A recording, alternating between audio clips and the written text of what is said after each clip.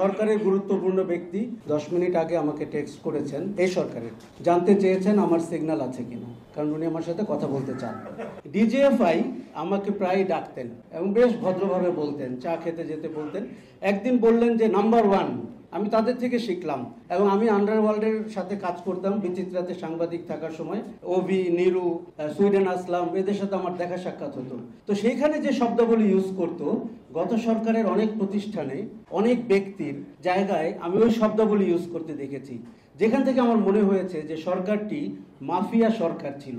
তারা বললেন নাম্বার 1, আপনার সম্পর্কে এই কথাগুলো জানতে চান বলে 3টা প্রশ্ন আমাকে দিলেন এবং অনেক কথা হলো। নাম্বার 1 আর কি জানতে চান। আমি 5 দিন গিয়েছিলাম। তারা ডেকেছিলেন পাবলিক ফোরামে আমি কি বলি, কেন বলি, কারা আমাকে দিয়ে বলায়। থার্ড প্রশ্নটা খুব ইম্পর্টেন্ট।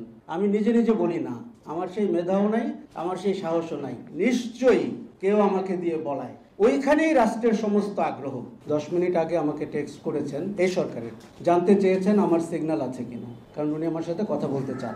তাহলে আবুল হোটেলে বসে যারা চা খাচ্ছেন তারা এখন কি জানতে চান? তার মানে আমাদের রাষ্ট্রে ভয়ের সংস্কৃতি এবং আড়ি পাতার সংস্কৃতি এমন স্ট্রংলি প্রথিত হয়েছে যে সরকার পরিবর্তনের 20 দিন পরেও আমরা খুঁজছি যে সিগন্যাল নাকি বোটিম নাকি ইমো নাকি হোয়াটসঅ্যাপ নাকি ভাইবার, কোনটাতে কথা বললে আমার কথাটি নিরাপদ থাকবে।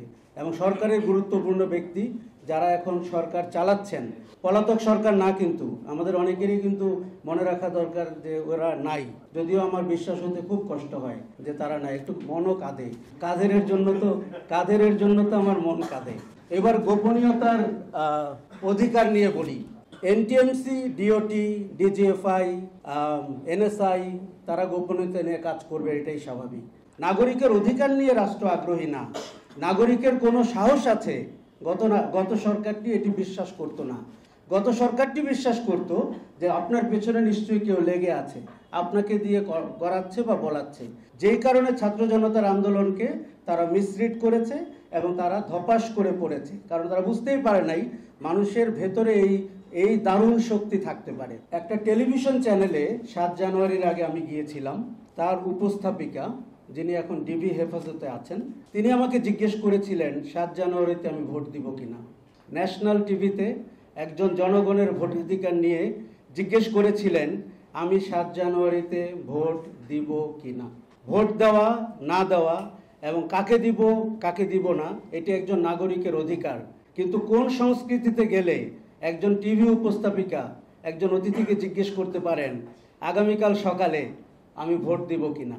তার মানে হচ্ছে টেলিভিশন উপস্থাপিকার মাথায় যদি মনে হয় এই গোপনীয়তার ভায়োলেশন করা সহজ এবং করা উচিত, কেননা তারা কেউ সরকার এবং সরকারের উগ্রবাদী অবস্থানের ধারক এবং বাহক ছিলেন। তার মানে হচ্ছে সংস্থাগুলো যাদের গোপনীয়তা রক্ষা করার এক ধরনের দায়ভার তৈরি হয়েছিল, তাদের চেহারাটি তাহলে কেমন ছিল?